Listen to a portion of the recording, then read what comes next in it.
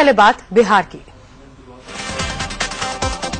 बिहार में राजनीतिक उठापटक के बीच एक बड़ी खबर जेडीयू की ओर से आई। जदयू के राष्ट्रीय अध्यक्ष शरद यादव ने कह दिया है कि वो लालू प्रसाद यादव की पार्टी आरजेडी से गठबंधन करने को भी तैयार है। ये बयान बिहार के सीएम नीतीश कुमार के इस्तीफे के बाद आया। जेडीयू अध्यक्ष शरद यादव ने कहा है कि वो सेक्युलर गठबंधन की सरकार बनाने के लिए लालू यादव के साथ मतभेद भुलाने को भी तैयार हैं। शरद ने कहा कि वो सांप्रदायिक ताकतों को रोकने के लिए आरजेडी के साथ हाथ मिलाने को तैयार हैं।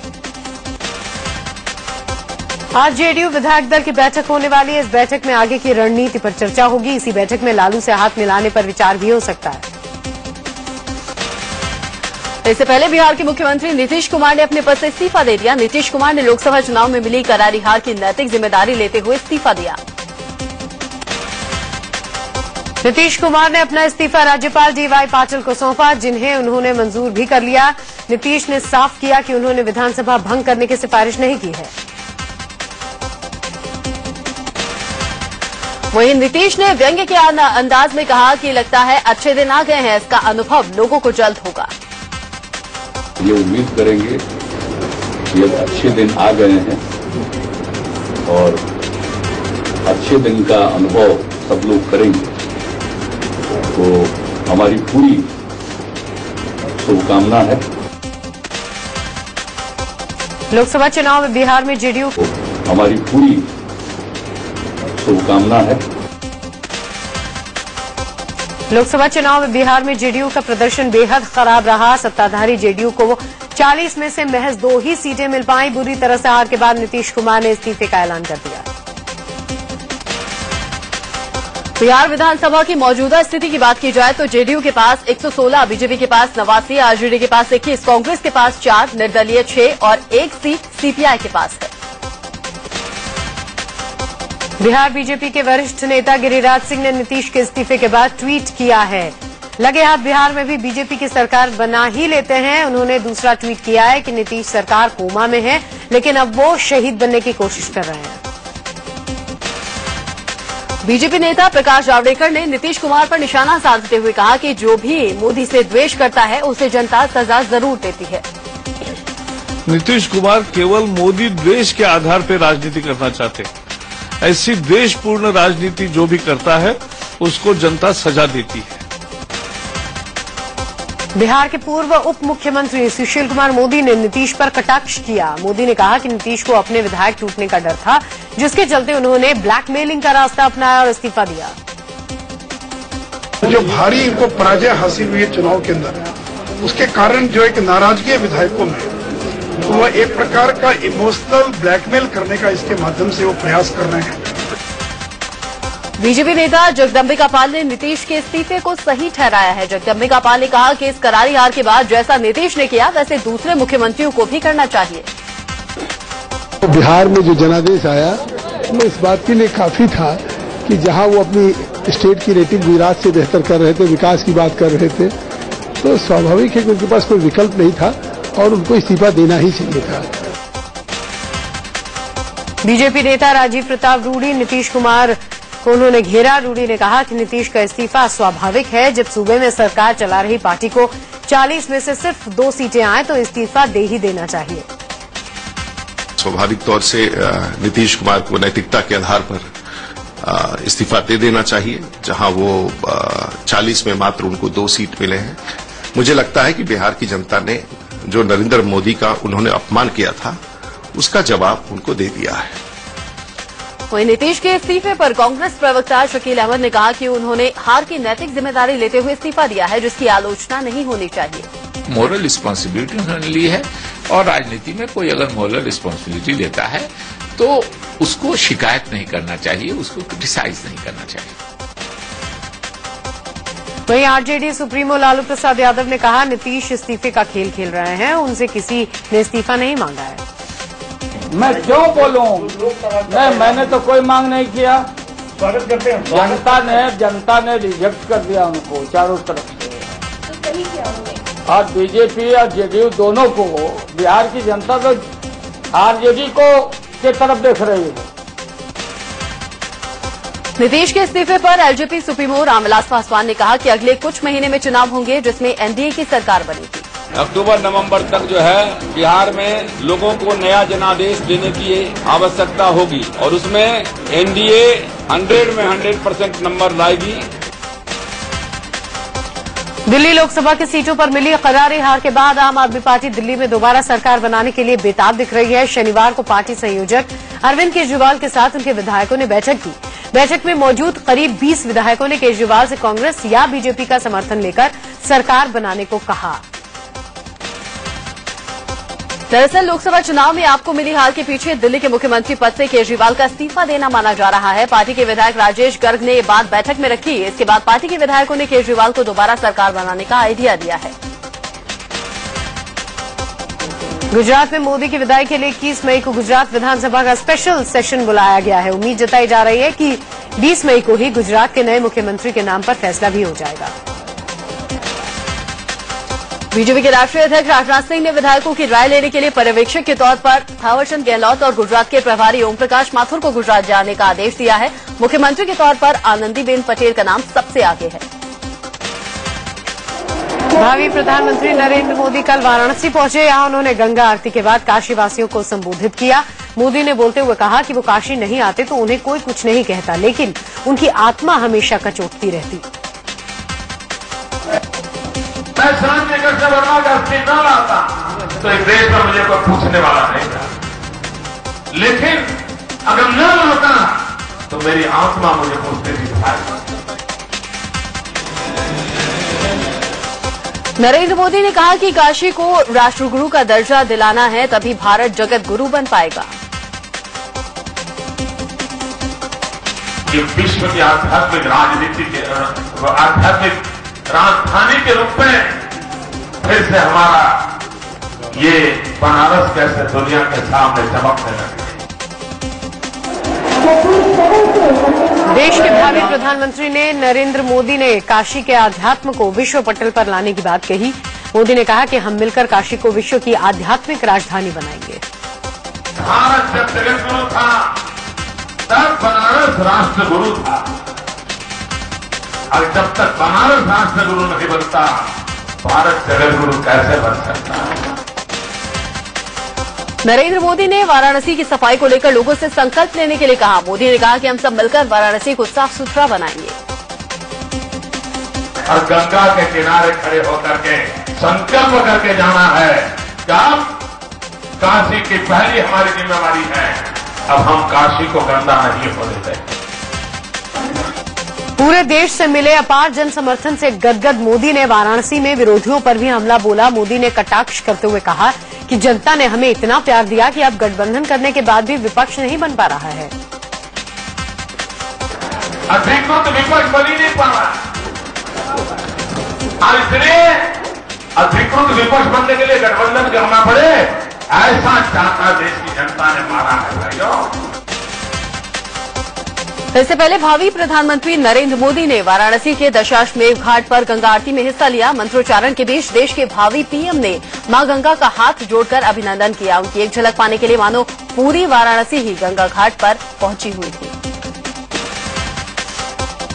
वाराणसी के दशाश्वमेध घाट पर आरती के दौरान नरेंद्र मोदी के साथ बीजेपी अध्यक्ष राजनाथ सिंह, अमित शाह और प्रदेश अध्यक्ष लक्ष्मीकांत वाजपेयी भी मौजूद थे। आरती में भाग लेने के लिए पहली बार गंगा किनारे कुर्सियों का इंतजाम किया गया।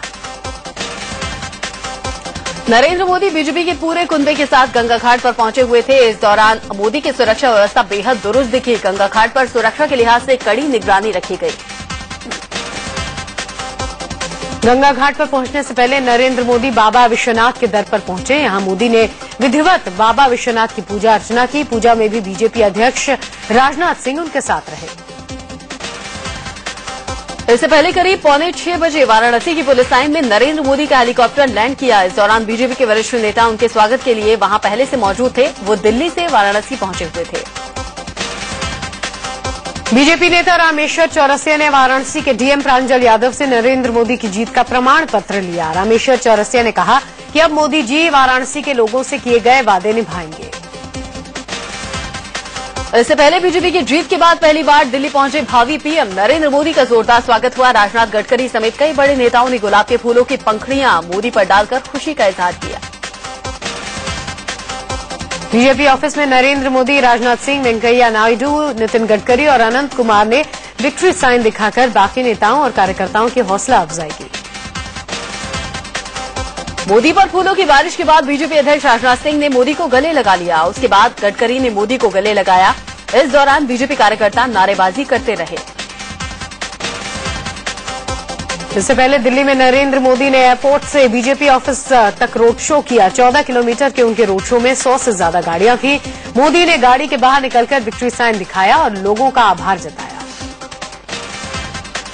नरेंद्र मोदी के विजय जुलूस की शुरुआत दिल्ली में एयरपोर्ट से हुई। एयरपोर्ट पर नरेंद्र मोदी का जोरदार स्वागत किया गया। चुनावी नतीजों में बीजेपी को पूर्ण बहुमत मिलने के बाद पहली बार मोदी का दिल्ली आगमन हुआ। कल सुबह करीब 10:50 पर नरेंद्र मोदी दिल्ली एयरपोर्ट पर उतरे। एयरपोर्ट से मोदी की गाड़ियों का काफिला आगे बढ़ा। मोदी ने अपनी गाड़ी का दरवाजा खोलकर हाथ उठाया और सभी कार्यकर्ताओं का अभिवादन स्वीकार किया। मोदी के दिल्ली एयरपोर्ट पर पहुंचते ही नितिन गडकरी के साथ हजारों समर्थकों ने उनका स्वागत किया। यहां से मोदी पूरे लाव लश्कर के साथ बीजेपी मुख्यालय के लिए रवाना हुए। रास्ते में कई जगह मोदी का स्वागत हुआ। सड़क पर जगह जगह बीजेपी कार्यकर्ता मोदी के स्वागत के लिए लाइन में खड़े रहे। पोस्टर, बैनर और हाथों में झंडे, फूल, मालाएं लेकर बीजेपी कार्यकर्ताओं ने मोदी के आगमन को लेकर बेहद उत्सुकता दिखाई। मोदी के स्वागत के लिए बीजेपी ऑफिस में मंत्रोच्चारण के साथ शंख ध्वनि हुई। मोदी के आने के लिए हर तरह से खास तैयारी की गई। दिल्ली में मोदी के स्वागत के लिए जोरदार तैयारियां की गई। बीजेपी की जीत की खुशी और मोदी के आने के स्वागत में लोग झूम करना। दिल्ली में नरेंद्र मोदी ने बीजेपी दफ्तर के बाहर पहुंचते ही देशवासियों को संबोधित किया। उन्होंने कहा कि ये जीत देश के 125 करोड़ लोगों की जीत है। मोदी ने दिल्ली में शानदार जीत के लिए अपने कार्यकर्ताओं की मेहनत को सराहा। मोदी के स्वागत के बाद बीजेपी दफ्तर में पार्लियामेंट्री बोर्ड की बैठक हुई। संसदीय बोर्ड की बैठक में पीएम पद के लिए मोदी के नाम पर औपचारिक मुहर लगी। अब 20 मई को संसदीय दल की बैठक होगी, जिसमें मोदी के शपथ ग्रहण की तारीख तय की जाएगी। बीजेपी ने नरेंद्र मोदी के शपथ ग्रहण की तैयारी तेज कर दी है। राष्ट्रपति भवन के प्रांगण में शपथ ग्रहण समारोह का आयोजन किया जाएगा। बीजेपी ने मोदी के शपथ ग्रहण समारोह के लिए 3000 मेहमानों की लिस्ट तैयार की है। संसदीय बोर्ड की बैठक से पहले बीजेपी ऑफिस के अंदर राजनाथ सिंह ने माला पहनाकर नरेंद्र मोदी का स्वागत किया और मिठाई खिलाकर एक दूसरे को जीत की बधाई दी। इसके बाद बारी बारी से आडवाणी, सुषमा स्वराज ने भी मोदी को गुलदस्ता भेंट कर जीत की बधाई दी। बीजेपी ऑफिस में लालकृष्ण आडवाणी ने भावी प्रधानमंत्री नरेंद्र मोदी को मिठाई खिलाई और उसके बाद उन्हें बुके दिया, जिसके बाद मोदी ने आडवाणी को झुककर प्रणाम किया। फिर आडवाणी ने भावुक होकर मोदी को गले लगा लिया। श्रीनगर में बीजेपी कार्यकर्ताओं ने जीत का जश्न मनाया। बीजेपी को सूबे में मिली सफलता से उत्साहित कार्यकर्ताओं ने ढोल नगाड़ों की थाप पर डांस किया, एक दूसरे को मिठाई खिलाई, फिर आतिशबाजी कर खुशी का इजहार किया। सुर सम्राज्ञी लता मंगेशकर ने नरेंद्र मोदी को ट्वीट के जरिए जीत की बधाई दी। लता मंगेशकर ने ट्विटर पर लिखा, नमस्कार नरेंद्र मोदी जी, आपको बहुत बहुत बधाई। देश की जनता ने अब अपना भविष्य आपके हाथ में दे दिया है। तथास्तु। सिंगापुर में पीएम ली सीन ने नरेंद्र मोदी को बधाई दी है। ली सीन ने ट्विटर पर लिखा कि मोदी और बीजेपी को लोकसभा चुनाव में जीत के लिए बधाई देता हूं। उम्मीद है कि नई सरकार से भारत सिंगापुर संबंधों को मजबूत बनाने में मदद मिलेगी। लोकसभा चुनाव में बीजेपी की प्रचंड जीत पर पड़ोसी देश चीन ने कहा है कि मोदी सरकार के साथ मिलकर काम करेंगे, जिससे दोनों देशों के संबंधों को मजबूत बनाया जा सके। लोकसभा चुनाव में बीजेपी की जो शानदार जीत दिलाने वाले नरेंद्र मोदी की लहर देश में ही नहीं बल्कि विदेश में भी चल रही है। चुनाव में रिजल्ट आने के बाद यूरोप के टाइम्स स्क्वायर सैकड़ों की संख्या में लोग यहां पर जमा हुए और नमो नमो के नारे लगाकर खुशी जाहिर की। राष्ट्रपति प्रणब मुखर्जी ने मनमोहन सिंह कैबिनेट को आज डिनर पर आमंत्रित किया। इससे पहले यूपीए की करारी हार के बाद मनमोहन सिंह ने पीएम पद से इस्तीफा दे दिया। राष्ट्रपति भवन पहुंचकर उन्होंने राष्ट्रपति प्रणब मुखर्जी को अपना इस्तीफा सौंपा। इस्तीफा सौंपने के बाद मनमोहन सिंह ने राष्ट्रपति प्रणब मुखर्जी से विदाई ली। राष्ट्रपति भवन से बाहर आकर पीएम ने प्रणब से हाथ मिलाया और हाथ जोड़कर उनसे विदाई ली। इस्तीफा देने से पहले आखिरी बार मनमोहन सिंह ने कैबिनेट की बैठक ली। बैठक में 15वीं लोकसभा को भंग करने की सिफारिश की गई। पद को छोड़ने से पहले मनमोहन सिंह ने पीएम रहते हुए आखिरी बार देशवासियों को संबोधित किया। उन्होंने कहा कि जनता ने जो फैसला किया है मैं उसका सम्मान करता हूं। मनमोहन सिंह ने नई सरकार को शुभकामनाएं दी। उन्होंने कहा कि मैं देश की खुशहाली और तरक्की की कामना करता हूं। मनमोहन सिंह ने कहा कि मेरा जीवन एक खुली किताब की तरह है, मैंने पूरी क्षमता के साथ देश के लिए काम किया। अपने आखिरी भाषण में मनमोहन सिंह ने कहा कि देश में विकास की असीम संभावनाएं हैं, जिसके लिए हमें एकजुट होना होगा। अमेरिकी राष्ट्रपति ओबामा ने मनमोहन सिंह को फोन किया। ओबामा ने मनमोहन से कहा कि आपके साथ काम करना बेहद अच्छा रहा है। ऐसे बहुत कम लोग हैं जिनकी मैं तारीफ करता हूं। आपके काम के तरीकों को कभी भुला नहीं पाऊंगा। ओबामा ने मनमोहन सिंह से फोन पर कहा कि पिछले 10 साल में अमेरिका भारत के संबंध में बहुत बेहतरी हुई है। उम्मीद है नरेंद्र मोदी की सरकार इसे आगे बढ़ाने के लिए हर संभव कदम उठाएगी।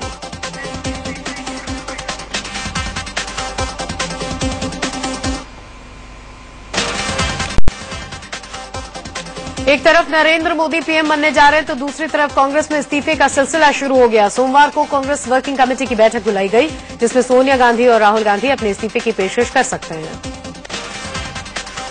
कांग्रेस महासचिव जनार्दन द्विवेदी ने कांग्रेस की हार को स्वीकार करते हुए हार की जिम्मेदारी ली है।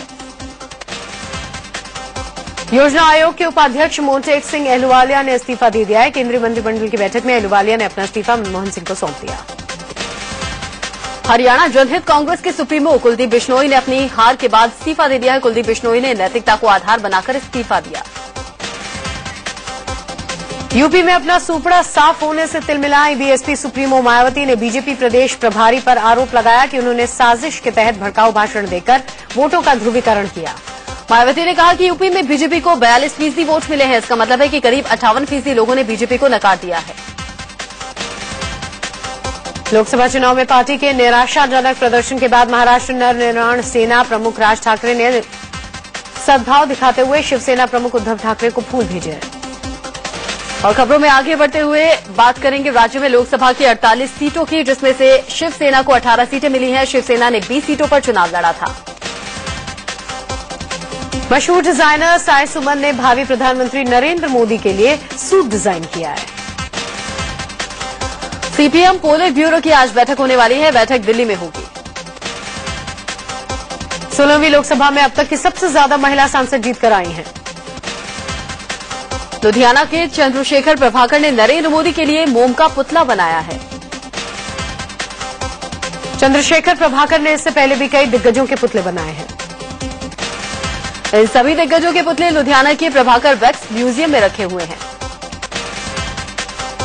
पंजाब के संगरूर से आम आदमी पार्टी के सांसद भगवंत मान हरमंदर साहिब में मत्था टेकने पहुंचे। गुजरात की राज्यपाल कमला बेनीवाल की मुश्किलें बढ़ने वाली हैं। बेनीवाल को जमीन आवंटन के मामले में राजस्थान के भ्रष्टाचार निरोधक ब्यूरो ने दोषी माना है। दिल्ली में आज योग गुरु स्वामी रामदेव संकल्प पूर्ति महोत्सव का आयोजन कर रहे हैं। अरुणाचल विधानसभा में एक बार फिर से कांग्रेस की सरकार बनने जा रही है। 60 सीटों वाले विधानसभा में कांग्रेस को 42 सीटें मिली हैं। कार्यकारी सीएम नबाम तुकी के नेतृत्व में कांग्रेस ने बहुमत के आंकड़े को आसानी से पार कर लिया। बीजेपी को 11 सीटों से संतोष करना पड़ा।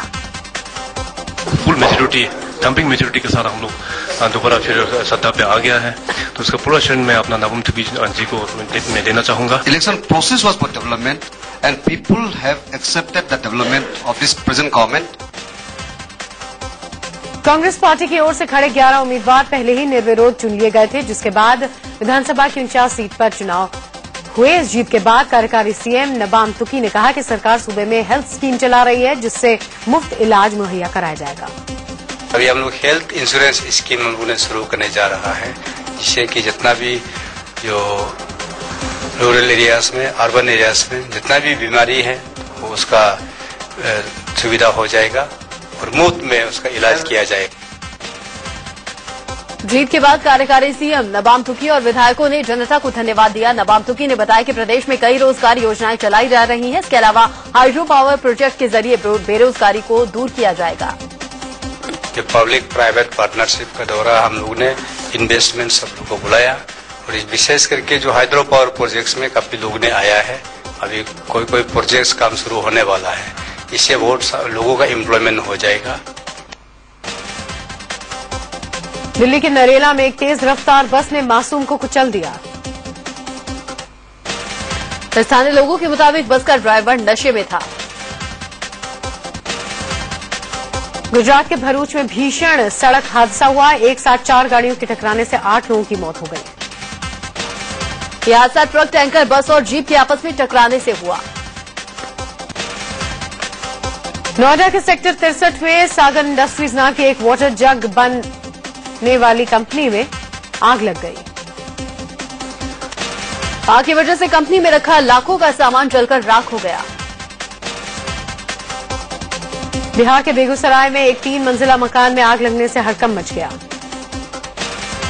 आग मकान की तीसरी मंजिल पर बने स्टूडियो में लगी थी, जिससे मकान का तीसरा मंजिल पूरी तरह से जलकर खाक हो गया। यूपी के ग्रेटर नोएडा में 2 पुलिस वालों ने एक पंचायत अधिकारी की जमकर पिटाई कर दी।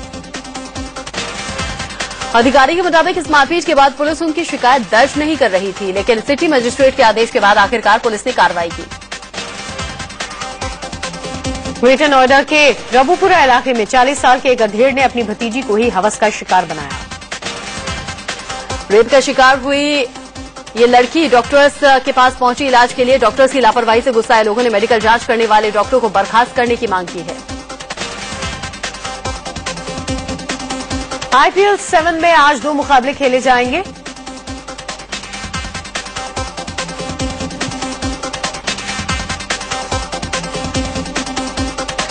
आज खेले जाने वाले दूसरे मुकाबले में सनराइजर्स हैदराबाद का मुकाबला कोलकाता नाइट राइडर्स से होगा।